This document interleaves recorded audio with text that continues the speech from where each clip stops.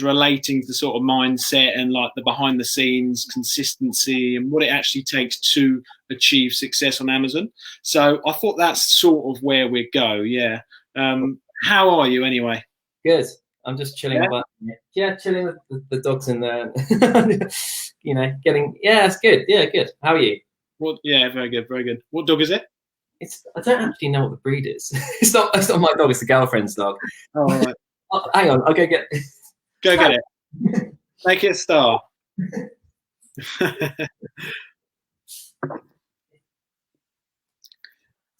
TikTok boys. Yeah, thanks, Nat. Hi, Chris. Here she is. What's her name? Perla. Perla. Smile. Hello. Here we go. Yeah. All right. Awesome. Yeah, got a few people on now. That's nice. That's nice. Looks like we've got about 20 people here. I'm not sure if it takes a while for StreamYard to sort of update it. Anyway, Luke, I'm going to fire away. Let's start right in. So we're going to cover sort of questions I've got. We've got one question from Jess Armstrong, who left one which I thought sort of related to the topic in the groups. And also we're going to do questions and answers at the bottom. Luke does have to be in an Elite Sellers Academy at 7 p.m. So we're going to try and cut it off for around about 6:45 p.m. Anyway, Luke, first question I've got is, what does it take to get to your level? And when I say that, I mean like mindset, etc. I know that personally it's taken me a long time to get past the initial battles, and I actually thought about giving up at the start when I started, as you know, and then luckily we had a chat, etc. But what do you actually think it takes to become successful and actually make a full-time income from Amazon? It's interesting because I was speaking to a couple of people today. I had like some coaching calls and stuff. Okay. They were, a couple of them were like they were refresher sessions. They were like, I want to use you as like that sort of like rebound person to bounce my thoughts off, because I have concerns, and and one of the main things was like, I'm implementing all of the strategies. I know that they're working individually, but they're not coming together as like a cohesive unit. So like things are working, you can see, and they can see results, but they can't see it come together and really like overall create the result they're looking for. So they can see like flash moments here and there, and whatever they're doing actually comes into fruition. But it's like it's not all of the things at once. So it was like so overall it's not really impacting. It's not showing you the impact that they're hoping for. And I said, ultimately, it's not really necessarily about. It's kind of like about a belief. If you're implementing certain strategies that are sort of proven, or they can work, then in a way it's like you might not. It's like what's the best thing? I'm trying to think of a good example. You can chuck coals into a fire, but it takes a while to get it to fully burn, and it's it kind of you have to get the right amount of sort of mix, and it's kind of the same with this. People are like, oh, I'm not sure if it's going right, and actually by them thinking that then gives them sort of like they start doubting themselves. Is what they do. So they start changing their actions because they're not seeing what they believe is what they should be seeing. But to me, it takes time for it all to fire properly. Anything you can put things in place. But to see it to really fire properly all together, it takes time, to the point where even though you look at everything on the surface and think, what, I'm doing everything that I should be doing. Why isn't it giving the results? Because obviously the results are either the sales or the profits or whatever that goal is. But it's actually the time element that you need to add in, and doing that on a consistent basis, even though you don't see the results. And then the time element is what then eventually makes it work. But obviously the time part is where people then change their mindset completely and start doing different things, because they start panicking and emotions then get the better of them, and then they end up just making decisions that isn't actually in favor of what they set out to do. Anyway, yeah.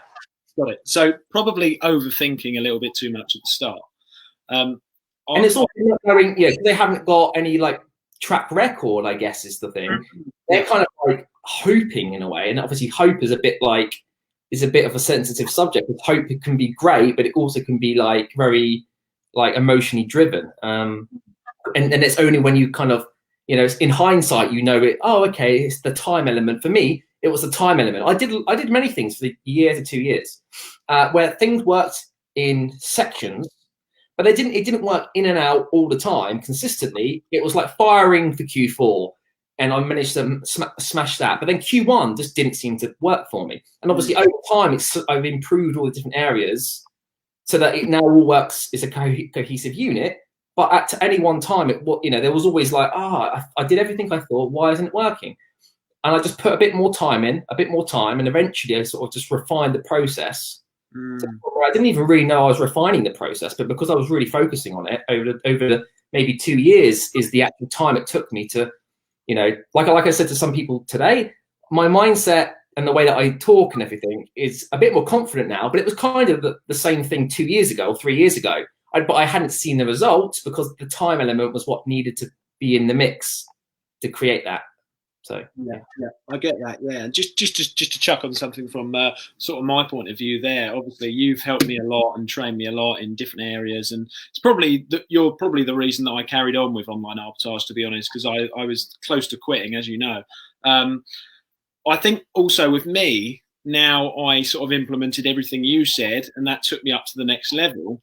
And then I sort of ignored other areas as well. So I think it's a case of getting to the next stage, isn't it? Getting to the next stage, looking back and saying, right, now I've mastered that area.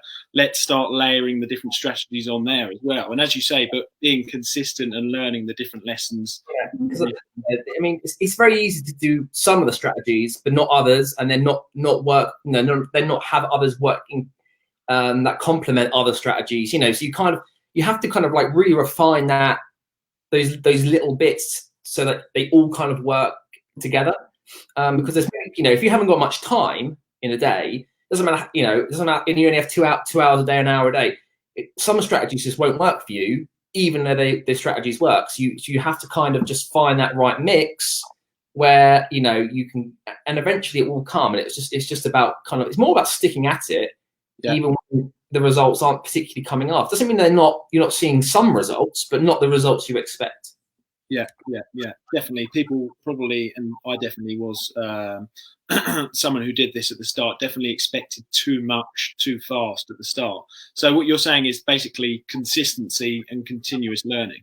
Yeah, and you know, even if you look back in it from a year, a couple of people, I'm like, they're talking to me like, yeah, I'm doing all this loop, but it's just not really firing. Like I'm seeing some results, but it's not firing like I want. I'm like, this time next year, look back to now, and then speak to me about what you're talking about now. If you still can't get results in that, then we can have a chat. But like to me, I'm like, speak to me in a year, and obviously to them it's like a year. That's like, you know, but that's beyond their, like, that's just so far away in their mind. Short-term mindset kind of thing, yeah. It's like, you know, because even sometimes me, I'm like, oh, if I don't have a $2,000 day now minimum, I'm kind of like, oh, what's wrong? But then if I think, hang on, my first £1,000 day, like my first £1,000 day was just over a year ago. So, you know, and then if I actually look back, and now I'm like moaning if I don't do over $2,000 every day. And I was like, you know, come on, Luke, you even to looking back there, and then I realized, okay, so actually I am in a good position compared to where I was, but it's more about just having that time element, factoring that in, which doesn't, you know, a lot of people don't really do, because they're doing the action, the results should come, or that they don't. For me, I think just be patient, and so I was just reading some of the comments. Just be patient, and it will happen. But the thing is, you know, that's a good thing, because that also makes sure that the people who aren't willing to stick it out won't succeed. And that's good, because you can't have everyone succeed. If everyone succeeds, none of us succeed, because there's too many people doing it. So in a way, it's a good thing. You only want the people that actually are going to stick it out to be there at the end. Yeah, no, absolutely, yeah. No, that sounds absolutely spot on. Hit the like and love heart button if you can, everyone, because there's actually loads of people on compared to, for a tiny little group that's just started. I'm quite, you know, that's really good. But yeah, push it out to some more people.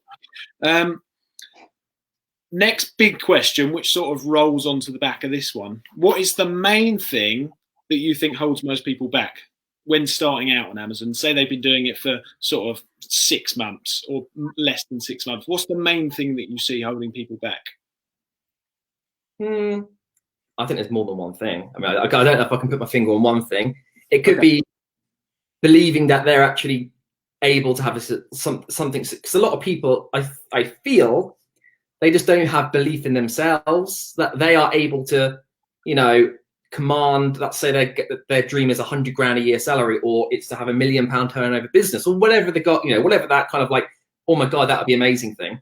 A lot of them don't even believe they're probably even able to get there, because kind of society says you should just get a job and then you might get a couple of grand pay rise every couple of years or something, you know, and then you retire, and everyone sort of falls into that rut. Like my dad would be like that, or my nan would say that.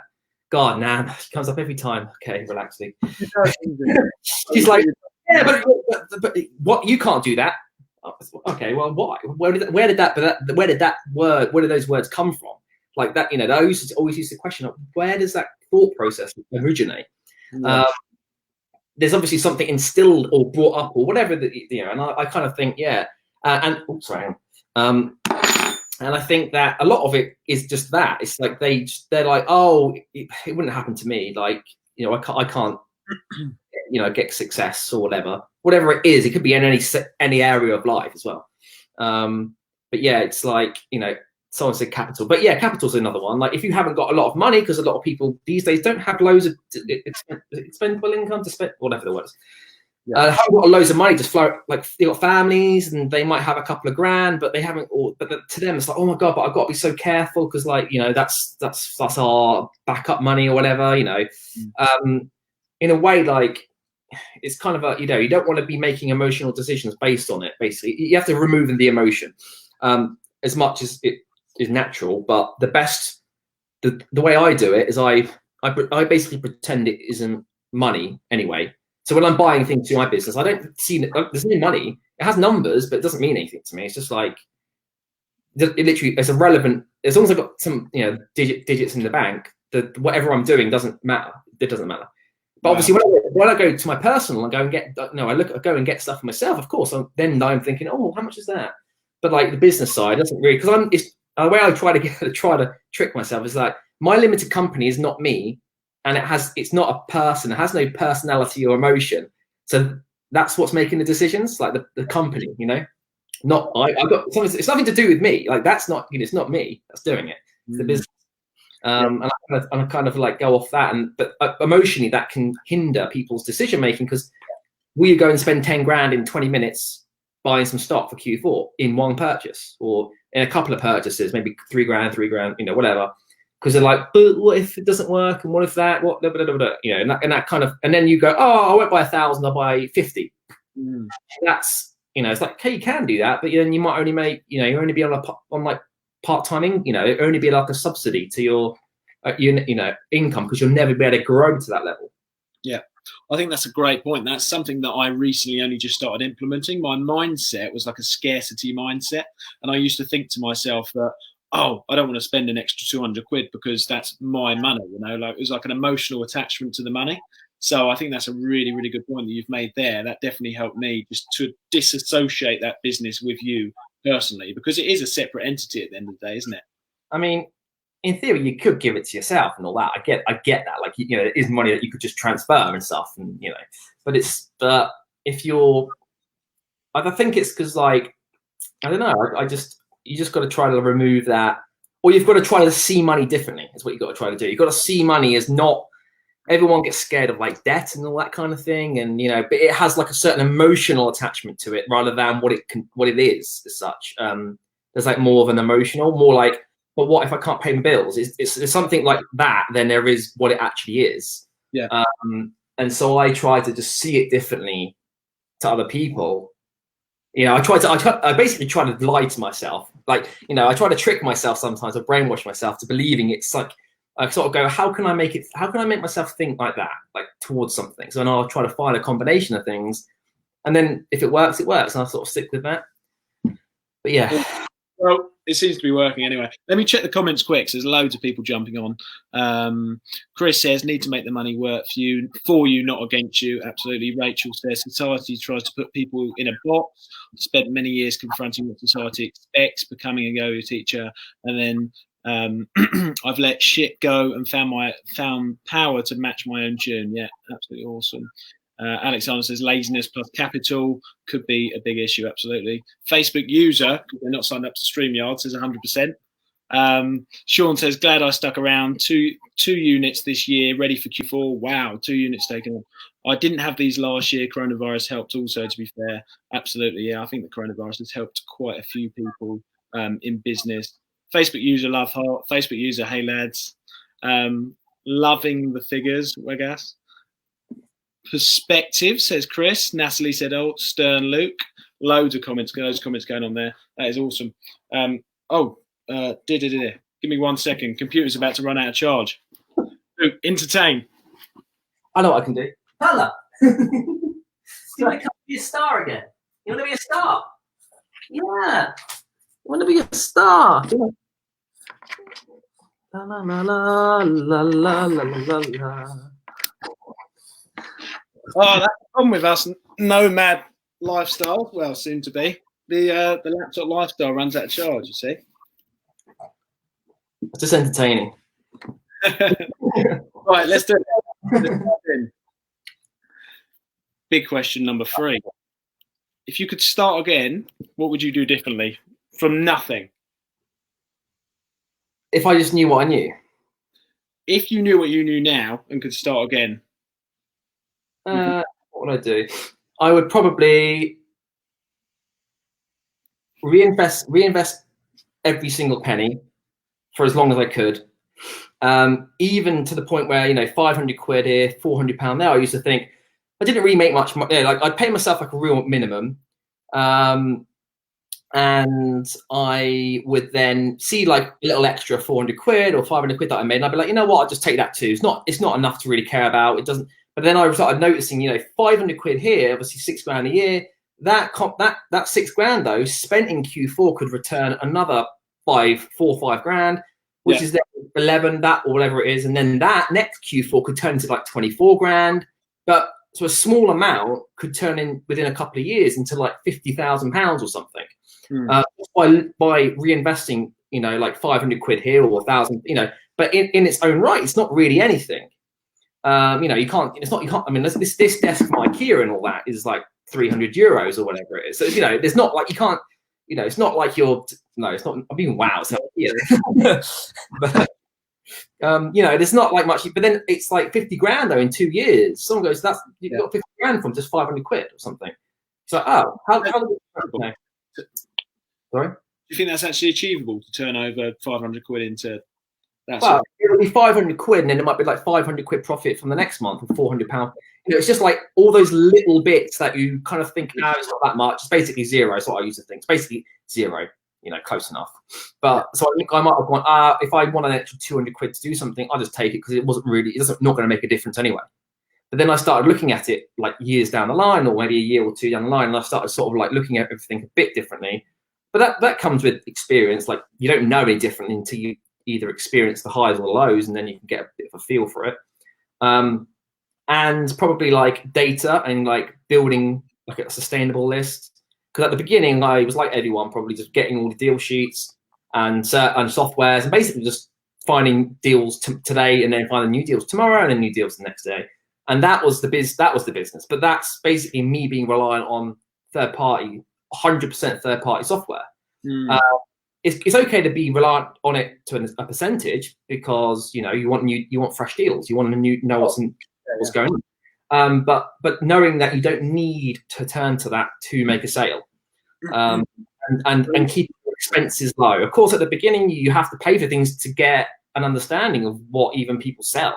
That kind of the basic stuff. But like just keeping your expenses down. Knowing that, trying to, because I used to be day 20 before I even made profit for myself. I was paying everyone, paying all the softwares and services.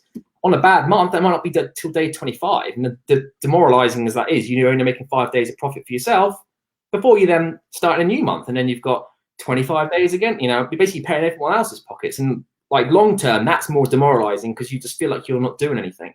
So just try basically taking a little bit, you know, more time to not go and think you've got to sign up for everything right off the bat. Slowly, and basically, I'd say do it the other way around. Start off with pretty much nothing and then adjust it the other way as your profits grow. Rather than having all the things and then you now need to turn over X, Y, Z because you have to pay for everything. Do it the other way around. And long term, that will also promote you being a little bit more savvy and figuring out how to do things. And then you should be able to build your sustainable list a bit more proactively because you're not just going, whatever, tomorrow I got new leads tomorrow. Then I'll just buy them. Like, you know, you're a bit more proactive. And actually, then in the long term, that can turn into a bit more of a proper business because it's your, you know, you're going off your own accumulative lists, the data from those lists, like the true value of a product, rather than, sorry? Being a replenishables list, yeah? Yeah, pretty much sustainable. I call it sustainable just because I think of it as like the whole thing. So you don't really, I don't go out and, you know, do any traditional, everything I'll look at will be from the eyes of if I want it to be a sustainable product for my business over years. If it isn't, it doesn't even fall into what I'm looking for. It doesn't apply. I won't buy it. So, you know, I won't just find a deal that I can buy 5 of for tomorrow or for next week, sell, and then move on. I just ignore, that's not value for me. Like making £30 off a random purchase, I don't want that. I want, you know, some consistency where I can go like that product over a year returns me £4.5 grand. And that's the product I'm looking for, not you know, a product that I can buy 5 or 10 and then make 20 quid each on each unit. But what's that? Not that much money, you know. But if I can find products that I can sell for years or at least definitely for like a couple of months at least minimum, the true value is created through that. And yeah, and if you have a very, you know, and eventually you can get to a point where you don't really need to rely on anything, but just repeating that process every month or every, you know, quarter. Okay. So to summarize, sort of like just get stuck in at the start. I assume prepping yourself, etc. Not taking. I would always say, I know no one really agrees with me. Well, not no one, but not a lot of people. I think some people do, but most people seem not to. I say, do not outsource your prep until you literally have to. Because the amount of money that I will probably spend this year is £60,000 on prep. Now, I was pretty much doing, apart from the obviously shipping pallets itself, let's say that, okay, I wasn't doing as much volume, but let's say I was spending the equivalent of I would be spending about 40 grand on it. So I'm not, because of the volume, I'm doing more now. So that is 60 grand a year. But back when, you know, a couple of months ago, I was probably doing about 40. The equivalent of it would cost me 40 grand. But to me, to me, that's like, if you're getting 20 grand a year, it's all right. That's like 26,000 gross, is it? That would be like 26,000 gross, which would be 20,000 net or something, whatever it is. Like that's 2 years worth of salary. So I can live for 2 years, sort of like a normal, you know, sort of average standard like living, but I'm only inputting 1 year's worth of work, but I'm getting 2 years out of it. So I could do one year of prepping and get whatever that amount is, 40 grand. And I could give myself that 40 grand and basically live for 2 years. You know, obviously not a crazy lifestyle or anything. So I'm up a year. I'm getting 3 years, like for a free working year, or, you know, whatever. Do whatever. I want to jolly, beers every day, or I don't know, travel, whatever you want to do. So I was like, of course, it's no, obviously not, can't keep doing that forever because you've got to have a life. But for a year, I'd easily do that to gain a year for free, short term, you know, sacrifice or whatever. Obviously, I did it for longer, but because I had to at the beginning because I wasn't making enough profit. But then when I started to see that I could make 40,000 an extra year just by putting in a little bit of extra work, and it helped build a little bit of muscle as well, you know. You know. I know. And yeah, but obviously at some point you've got to say, you know, I'm going to be 100 years old if I carry on like this, and I'm going to break my back. My back, I get, you know, there's certain things, but shorter term, you know, even if, you know, I was like happy just to grind it out for a year, and then COVID happened and everything, so I couldn't go out anyway. So, you know, I couldn't do much, so might as well have done it. I suppose it's all subjective, as in like when the time is ready for you. As you know, I recently prepped. Before that, I had a prep center, but I'm going to get a prep center again soon. And for me, I had absolutely reached capacity. I could not prep anymore and maintain and build the business to go in the areas that I want. But it's all subjective. You know, some people are willing to sort of put up with it more than others, I suppose. Yeah. But no, that's a great point. Jess Armstrong had a question that she put in the comments. How do you stay motivated to keep going when struggling to find deals? How do you stay motivated? I don't find deals now, but that's why I adjusted to the way I do it, because I probably did have that.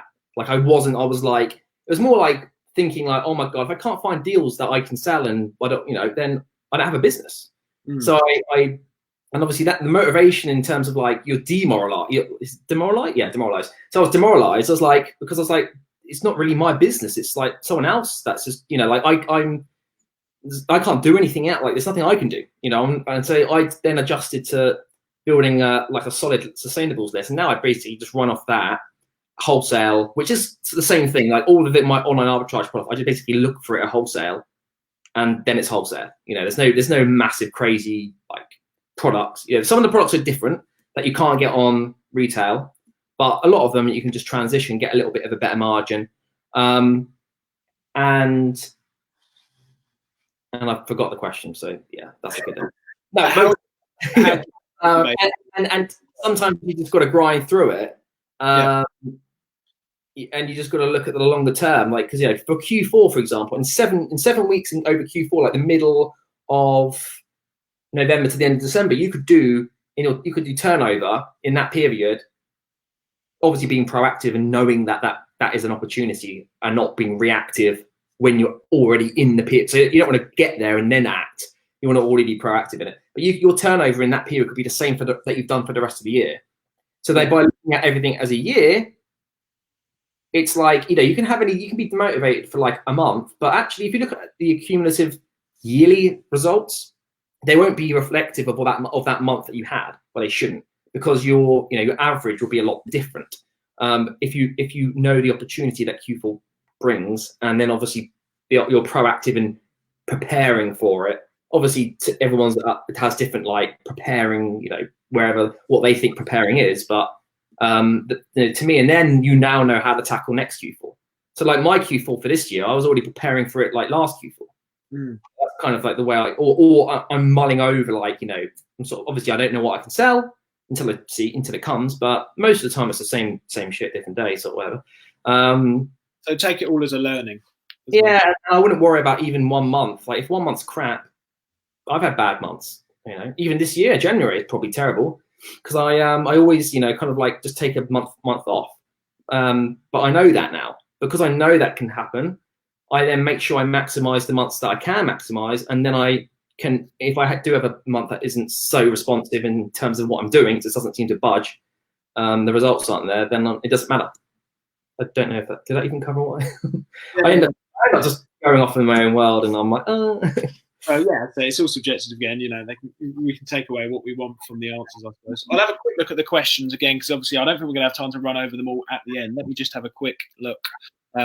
Luke's got to run off in about 20 minutes. Marcus says, what turnover, Luke, did you reach before you outsourced prep? So we're trying to answer them relatively quickly so we can get back to the main question. I was probably doing like 400 grand a year or something. It's hard to say because that's a lot. But I'm trying to find like an average, probably something like that. You make me feel embarrassed to say I've just outsourced it. It might be a bit less, but basically it was like, I think I might have done like, I was doing like 60 grand months. I think I did like a 70 something grand month. This is this year while I was prepping. But again, it's not necessarily, you're thinking, how have you done that? It's because I was over prepping. I've been over prepping the whole year. So in January and February, even though I didn't do much in sales, I was overstocking, I was overbuying. I was basically it's taking me a whole year to really get all that stock levels that I want in. But I'm not doing it a month before and getting it all, so it's kind of a little bit more of a long-term plan, which has allowed me to do it.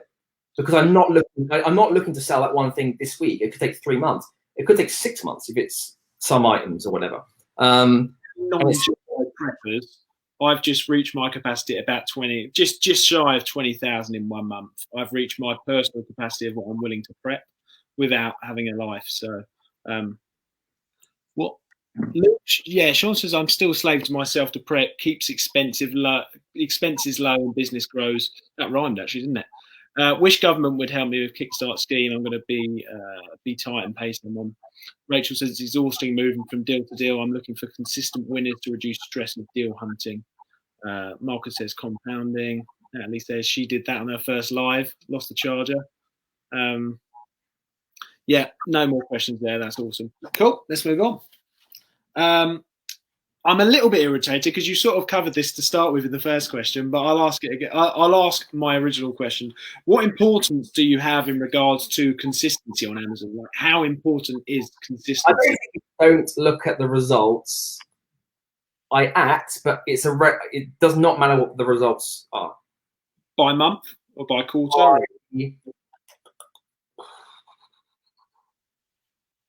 I reflect on a year. So like, back in when I outsourced my prep, I was like, right, sod it. It's at the prep center now. It doesn't. I'm not doing it. That's just to go crazy. I sent in, this is a good thing. I don't know if this is something you're going to cover or not, but like I told you how much profit I made last month on an arbitrage business. Yeah, go into this. Yeah. So I basically like worked out my month for September. So I did 80. No, I did 50. Did I do? Yeah, about just under 60,000. Hang on, someone's messaged me. Who is it? Go away, please. Camera, by the way, we didn't talk about this before. Me and Luke talk quite a lot on Messenger. We're quite good friends. Yeah, so I did like just under 60,000 for the year, that month, September. And I was like, yep, solid. I want to do, that's good. Like I'm trying to I want to do 250 grand turnover for the Q4 period. So I'm trying to see like a natural progression. Like, yep, solid, because it's kind of coming out of a bit of a slow period from August to, it's a bit of an uptick, but it's kind of like that little end of summer period going into some of September. And then I looked at, basically my prep's always high because I'm just chucking in whole, boom, boom, boom. I'm just going all out. I don't even really care how much I spend. I'm not even looking, keeping track.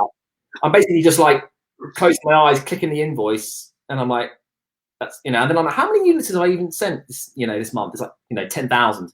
And I'm like, well, so it's kind of, I don't really care because I've got the money and I'm just at the moment, and I know Q4 is coming up, so it's not about how much I'm making in September. But my overall profit for the month after expenses of my prep and my pallets online, because that's a separate expense. I basically made I thought I made 70 quid, but I made about £600. £600 out of £58,900 turnover. I made like £700 net profit. And you were like, what the hell? How have you made how is it so low, basically? And I was like, oh my God, Lee, what the hell? A couple of people leave the video there. I bet they were just like, right, I'm not doing Amazon. Hold on. But then I started, because you always want to see like a nice number.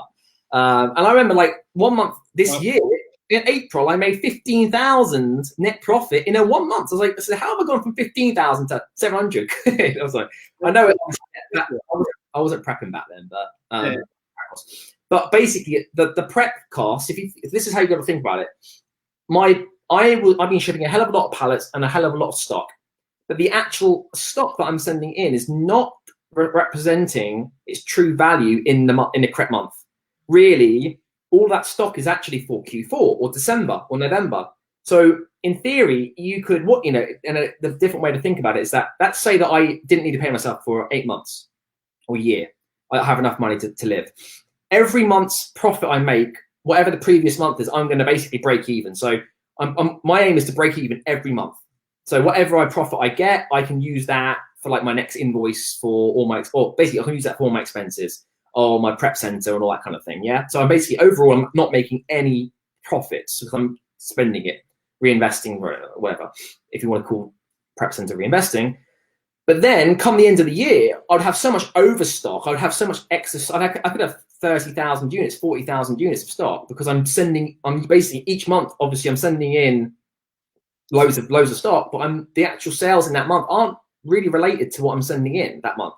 So I'm building up my stockpile, And then come December, I could be like, okay, no, I'm not going to do any prep. I'm not going to send any prep to my prep center for December.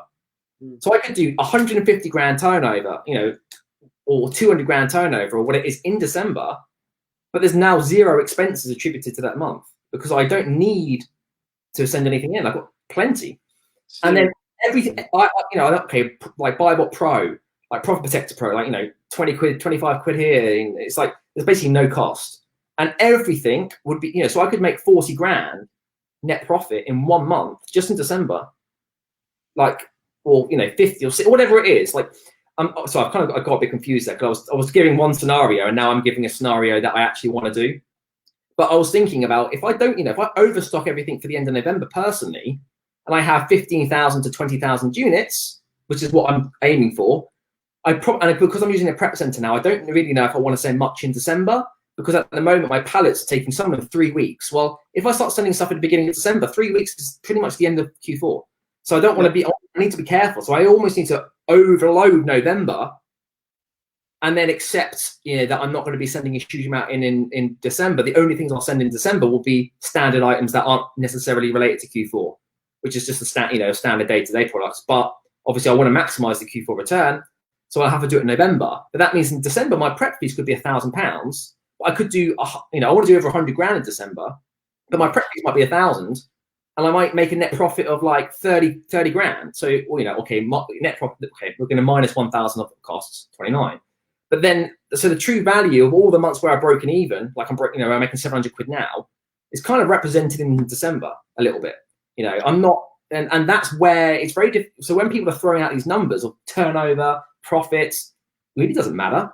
Like if you broke even for every single year, so every single month for a year, but then you had 100,000 units in stock, all of next year, you wouldn't even need to do anything. You know, if you knew your products would sell, and you could make, you know, if you could do £1 million in sales, you can make 240 grand net profit. Wow. But you've got no overheads. You've got nothing coming off that as well.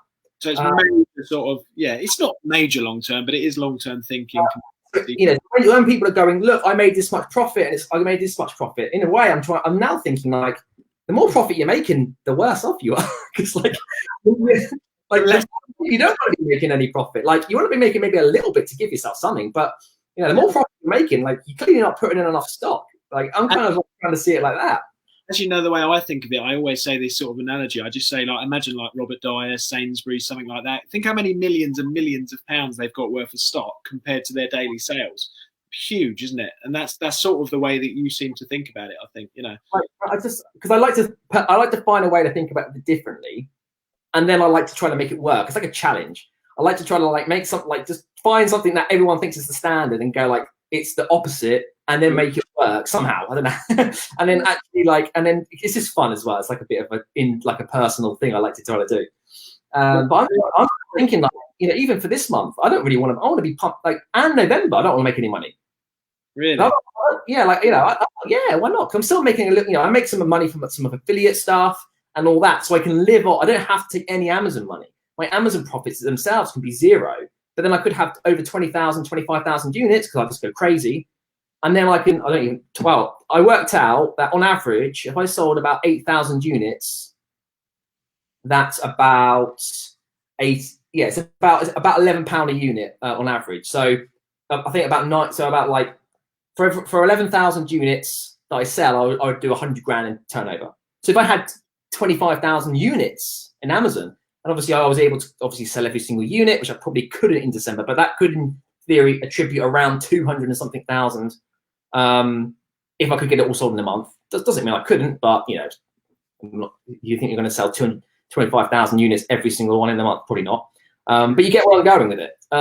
That's where the true value is for me. Like, that's my value, or that I'm trying to see. That's where, and that way, you know, it offsets any short-term profits in a way. Yeah. If I could make, what would you do? What if I did 220 grand turnover? What would you make? Jesus, 50 grand, 60 grand? I don't even know what you'd make.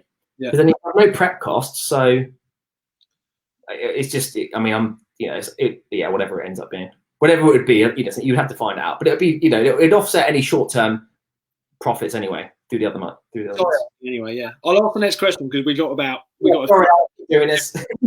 I'm cautious of your time. You know, we've got all the time in the world, but you've got Elite Sellers Academy, haven't you? In a few minutes. So, where do you want to be in 5 years? What's your goals? Have you thought about where you want to be in 5 years' time? Not really. I thought I want to be at the end of next year. End of next year, I'll be doing about 1.2 million turnover through the Amazon business. I don't want to be doing any of the work. I'll have a team of VAs. I just thought, why not do it? I've decided, like, I like making random decisions. And me and a guy that I know is going to sort of build up a team, maybe 5 VAs, all working, and then we're going to outsource the shit out of it, pretty much. Is it past the parental guidance time? Okay. Just to beat the swear word out, it's fine. And, yeah, so I'm gonna just, and by the end of the year, I want to aim for over 1.2 million. Like, basically, I want to go over 1 million, but I want to make sure that I go over the 1 million turnover. So therefore, I'm aiming for 1.2. Pretty much all of it to be outsourced, and I don't know. Then I probably will do some private label for the fun of it because I can. Just why not? I don't know. What I make? I don't know what I make, but something fun, you know, or not. And just go from there. See what happens. I don't know. Just, you know, see what inspiration comes my way over the next year. Okay, awesome. We got literally a few minutes, so I'm just going to ask. It's 43 minutes past 6, Luke. So I'd say we've got sort of 5 minutes, and I'll do a few questions. Do you want to do that? Yeah. Let's have a look. Right, Manish says, "Do you need to pay high storage fees if you're sending excess stock?" Say that again, sorry. Manish says, "Do you need to pay high storage fees if you're sending excess stock?" Well, there's limitations obviously on how much you can send recently, so it's not crazy excess because I can't send crazy excess. I can send like between 200 and 400 on pretty much a lot of ASINs anyway, but not like anything massively higher. And I think my storage fees is like 600 quid, 500 to 600, because it just depends on what's there a month. I only just realized the other day, I was like, oh, okay. So quite a fair bit, but obviously you're doing quite serious scale. Facebook user that hasn't signed up to the whatever this platform is that we're using, doesn't building a stockpile affect your IPI score because you are self-regulated? They keep telling me I haven't got enough stock. Sorry? So they keep telling me, I basically, my theory is that by doing a lot of volume products, a lot of turnover products, yeah, I am building a stockpile, but they're fast sellers. Therefore, it doesn't actually impact the IPI score because it's a fast seller. They want you to have a lot of stock because you are selling a lot anyway. So even if you have 200 and you're selling 20 a day or 15 a day or whatever, in a week you're burning through quite a lot of sales. Therefore, they want you to have a lot of stock. But on some lines, if you can't get that stock in fast enough, because you might sell half of it in a week and you've got 100 left. What if you can't replen that exit, that reserve, you know, above that reserve 100 that you've got quick enough, then they start penalizing you for not having enough.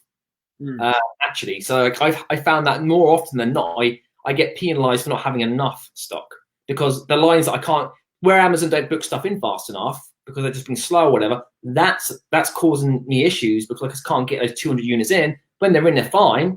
It's just getting that in, and that's actually where my score is sometimes going down. Right. So it doesn't matter, basically. Cool. Haven't got any more questions for you on here, Luke. Jake says, "What's your goal in 5 years, Hayden?" To me, it's Luke's interview, so I'll leave that today. But I am being interviewed by someone this month, which I'm sure you'll see. So no doubt I'll answer that then. Luke, quick fire question: what are your 3 biggest tips for new sellers on Amazon? Get ungated as fast as you can through an actual wholesaler. 1. Properly, don't muck around. Have a couple of grand to actually play with at the beginning. Don't think you can do it on a cheap. If you think you can, then I'll just wait for a little bit, like just a little bit. Also, and then 3, look at everything as a year and use, you know, for example, if this is your first Q4, go through it, do the best you can, but then use that data, that knowledge, that understanding, whatever, for next year Q4. So look at everything like that, and then you'll do amazing.